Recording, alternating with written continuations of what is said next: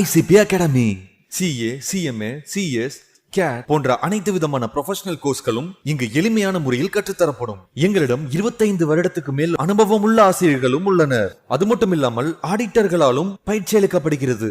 எங்களிடம் பயின்ற மாணவர்கள் மாநில அளவில் தேர்ச்சி பெற்றுள்ளனர் என்பதும் குறிப்பிடத்தக்கது. இந்த ப்ரொஃபஷனல் கோர்சஸோட கிளாஸஸ் பாத்தீங்க அப்படின்னா full time, part time, weekend classes அப்படின்னு பல விதமா இருக்கு. இதுல உங்களுக்கு எது கம்ஃபர்ட்டோ அதை சூஸ் பண்ணிக்கலாம். நீங்கள் வெளியூரை சேர்ந்த மாணவர்கள் என்றால் கவலை வேண்டாம். எங்களிடம் ஹாஸ்டல் வசதியும் உண்டு. மேலும் ஃப்ரீ டெஸ்ட் பேட்சும் நடத்தப்படுகிறது. இந்த ஃப்ரீ டெஸ்ட் பேட்சில் கலந்து கொண்ட அனைத்து மாணவர்களும் 100% தேர்ச்சி பெற்றுள்ளனர். அணுக வேண்டிய முகவரி number 973 TELC church complex, town hall bus stand, Coimbatore 641001. Contact 9894795915.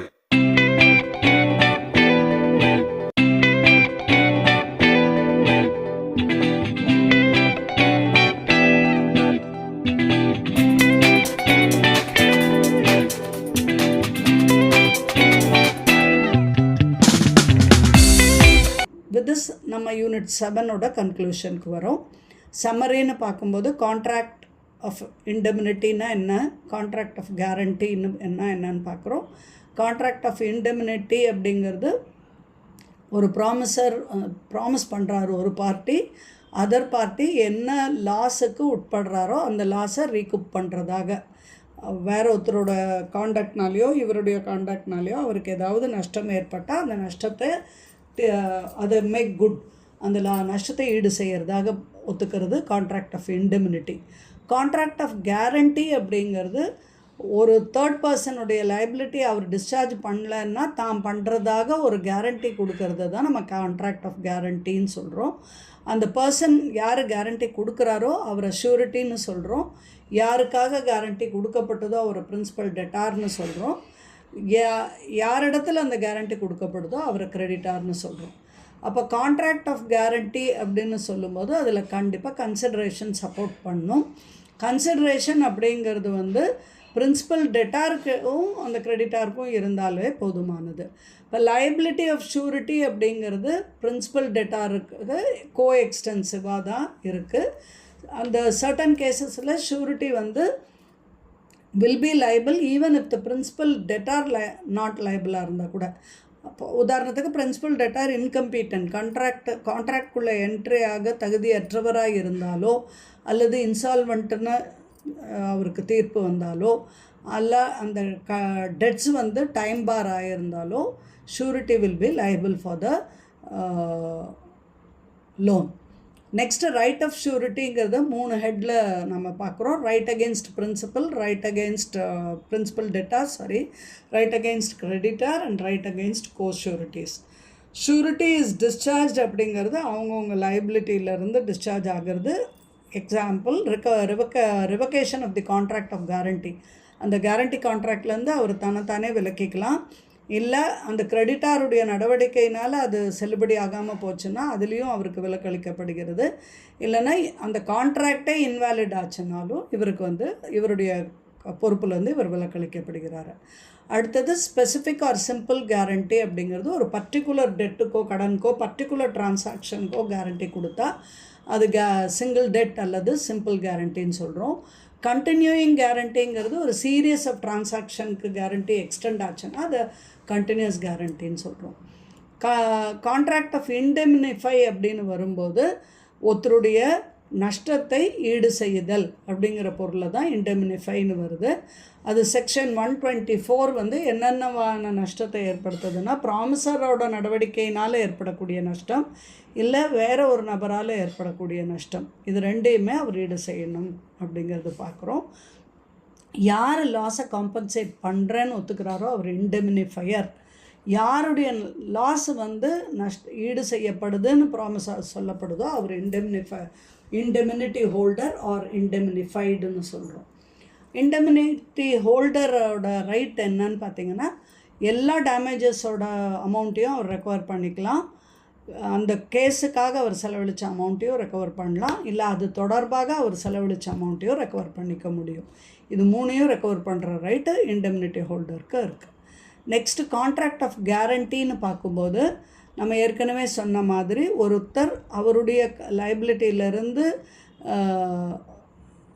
தவறுனால், அவர் கொடுக்க வேண்டிய கடனை கொடுக்காமல் போனால் அவருக்காக ஷூரிட்டி கொடுக்கவரோ அதை கொடுக்க வேண்டியதாக வருது. அதில் 3 person surety, principal debtor, creditor.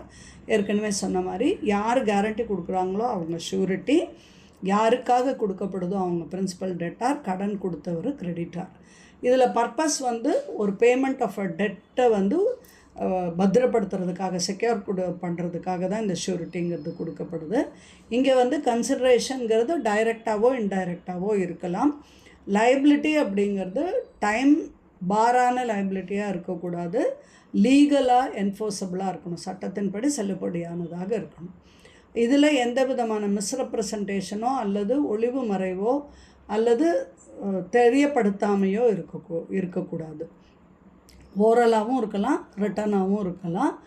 2-3 பேர் சேர்ந்து ஷூரிட்டி கொடுத்தா அது ஜாயினிங் ஆஃப் கோ ஷூரிட்டி அப்படின்னு சொல்கிறோம். அது கான்ட்ராக்டில் மென்ஷன் ஆகிருக்கணும். டைப்ஸ் ஆஃப் கேரண்டி அப்படின்னு பார்க்கும்போது அது 2 விதமாக பிரிக்கிறோம். ஒன்று வந்து ஸ்பெசிஃபிக் கேரண்டி, இன்னொன்று கண்டினியூ கேரண்டின்னு பார்க்குறோம். ஸ்பெசிஃபிக்குங்கும்போது ஒரு பர்டிகுலர் டிரான்சாக்ஷனுக்கோ பர்டிகுலர் டெட்டுக்கோ அது டிஸ்சார்ஜ் ஆகிற அளவுக்கு மட்டுமே அந்த கேரண்டி கொடுக்கப்பட்டிருந்தால் அதுக்கு பேர் ஸ்பெசிஃபிக் கேரண்டி. கண்டினியூயிங் கேரண்டிங்கிறது நிறைய தொடர் நடவடிக்கைகளுக்கு, சீரியஸ் ஆஃப் டிரான்சாக்ஷனுக்கு கேரண்டி எக்ஸ்டெண்ட் ஆச்சுன்னா அது கண்டினியூஸ் கேரண்டிங்கிறோம். ஷூரிட்டியோட லைபிலிட்டி இந்த இடத்துல வந்து அவர் கேரண்டியை ரிவோக் பண்ணாலொழிய அந்த லைபிலிட்டி அவரை விட்டு போகாது, டோட்டலாக எல்லாத்துக்குமே போகும். வேறு ஸ்பெசிஃபிக் கேரண்டியில் பார்த்தோம்னா அந்த டிரான்சாக்ஷன் முடிஞ்சோன்னா அவருடைய கேரண்டி லைபிலிட்டிங்கிறது முடிஞ்சு போயிடும். Next mode of discharge of ஷூரிட்டின்னு பார்க்கும்போது ஃபஸ்ட்டு பை ரிவகேஷன், நெக்ஸ்ட்டு வந்து கிரெடிட்டாருடைய நடவடிக்கை காண்டக்டில், தேர்டு வந்து கான்ட்ராக்ட் ஆஃப் கேரண்டி வந்து இன்வாலிடேஷன் ஆகும்போது.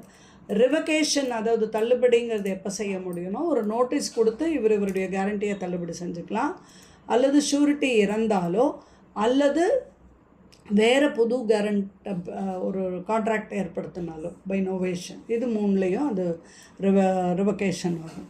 நெக்ஸ்ட்டு காண்டக்ட் ஆஃப் கிரெடிட்டார்னால் அந்த கடன் கொடுத்தவருடைய செயல்பாடு, டேர்ம்ஸில் ஏதாவது அவர் மாற்றி எழுதினார்னா அது வந்து ஷூரிட்டிக்கு தெரியாமல் இருந்துச்சுன்னா அந்த இடத்துலையும் ஷூரிட்டியோடைய கேரண்டி தள்ளுபடி செய்யப்படுது. இல்லை பிரின்சிபல் டெட்டாரே டிஸ்சார்ஜ் பண்ணிட்டாரு, ரிலீஸ் பண்ணப்பட்டார் அப்படின்னா அந்த இடத்துலையும் ஷூரிட்டி உடைய கடன் தள்ளுபடி செய்யப்படுது. இல்லை காம்போசிஷன், அந்த பிரின்சிபல் டெட்டார் இடத்துல வந்து நீங்கள் இந்த அமௌண்ட்டுக்கு பதில் இவ்வளோ அமௌண்ட் கொடுத்தா போதும், இதிலையே உங்கள் கடனை முழுமையாக கொடுத்ததாக ஒத்துக்கிறேன்னு கிரெடிட்டாரும் பிரின்சிபல் டெட்டாரும் ஒரு காம்போசிஷனுக்கு அவங்களுக்குள்ளே ஒரு அக்ரிமெண்ட்டுக்கு வந்தாங்கன்னு சொன்னாலும் ஷூரிட்டியோட லைபிலிட்டி அங்கே தள்ளுபடி செய்யப்படுது. இம்பேரிங் ஷூரிட்டி இஸ் ரெமெடி. ஏதாவது ஒரு இதில் வந்து ஷூரிட்டியோடைய கேரண்டியை செல்லுபடியாக்கத்தக்காத வகையில் ஏதாவது செயல்பாடு இருந்தால் அங்கே அவருடைய லைபிலிட்டி வந்து ரிவோக் ஆகிடுது. நெக்ஸ்ட்டு வந்து இன்வாலிடேஷன் அப்படிங்கிறது கேரண்டியில் வந்து ஒரு மிஸ்ரெப்ரசன்டேஷன், சொல்லப்பட்டது தப்பான தகவலாக இருந்தாலோ அல்லது சொல்லப்பட வேண்டிய தகவல் சொல்லப்படாமல் இருந்தாலோ அல்லது அந்த கிரெடிட்டார் வந்து ஒரு கோ கேரண்டியருக்கு வெயிட் பண்ணாமல் அந்த கான்ட்ராக்ட்லேயே இந்த கேரண்டார் வந்து இன்னொரு கோ கேரண்டாருக்கு ஒத்துக்கொண்டிருந்தால் அந்த கோ கேரண்டார் வந்து சைன் ஆகிற வரைக்கும் அந்த கான்ட்ராக்ட் வந்து செல்லுபடி ஆகாது. நெக்ஸ்ட்டு ஷூரிட்டியோட ரைட்டுன்னு பார்க்கும்போது அதே 3 ஹெட்டிங்கில் பார்க்குறோம். பிரின்சிபல் டெட்டார் மேலே என்ன ரைட்ஸ் இருக்குது, கிரெடிட்டார் மேலே என்ன ரைட்ஸ் இருக்குது, கோ ஷூரிட்டி மேலே என்ன ரைட் இருக்குதுன்னு பார்க்குறோம். பிரின்சிபல் டெட்டார் மேலே சப்ரகேஷன் ரைட்டு, அதாவது இப்போ அது பிரின்சிபல் டெட்டார் பே பண்ணல, இவர் கேரண்டார் பே பண்ணிட்டாருன்னா ஹீ பிகம்ஸ் த கிரெடிட்டார், அவர் கிரெடிட்டார் ஆகிடுறாரு, பணம் செலுத்தியவராகி அந்த டெட்டார்கிட்ட இருந்து அந்த பணத்தை வசூல் செய்கிறதுக்கு முயற்சிகள் எடுத்துக்கலாம். நெக்ஸ்ட்டு ரைட் ஆஃப் இண்டெமினிட்டின்னா அந்த ஒரு கடன் மட்டும் இல்லாமல் அதுக்காக அவர் மேலே ஏதாவது கேஸில் இருந்தது, அதுக்கு கோர்ட்டுக்கு இவர் செலவு பண்ணியிருந்தார்னா அந்த பணம் ப்ளஸ் அந்த கடன் எல்லாத்தையும் இவர் அதை வசூல் பண்ணிக்கலாம். நெக்ஸ்ட் அகெயின்ஸ்ட் த கிரெடிட்டார் இவருக்கு என்ன ரைட் இருக்குது, ரைட் டு செக்யூரிட்டி. இந்த கடனுக்காக இவர் செக்யூர்டாக கேரண்டராக நின்ன போதிலும் செக்யூரிட்டியாக ஏதாவது பொருள் கொடுக்கப்பட்டிருந்தால் அந்த பொருளுக்கான மதிப்பு வகையில் இவருடைய கடன் வகை குறைக்கப்படலாம். ரைட் டு செட் ஆஃப்னா ஒரு சப்போஸிங் இவருடைய ஒரு கடன் கடனாளி இன்சால்வெண்ட் ஆகி அவருடைய அசட்ஸ் கொஞ்சம் பணம் கிடச்சிதுன்னு சொன்னால் அந்த வகையில் அந்த பணத்தையும் தள்ளுபடி செஞ்சு மிச்சத்தை மட்டும் இவர் செட் ஆஃப் பண்ணால் போதும். ஷேர் ரிடக்ஷன் அப்படின்னா கடனே குறைக்கப்பட்டிருந்தால் அந்த ரிடக்ஷனில் இவருக்கு ஷேர் உண்டு. அகெயின்ஸ்ட் கோஷூரிட்டிஸ் என்ன இருக்குது அப்படிங்கும்போது கான்ட்ரிபியூஷன் ஈக்குவலாகவோ அல்லது அக்ரீடு சம்முக்கு அளவாகவோ மட்டுமே கொடுக்கறதுக்கு இவருக்கு உரிமை இருக்குது. ஸோ இதை இந்த லெசனில் நம்ம இன் டீட்டெயில் பார்த்தோம். Thank you friends.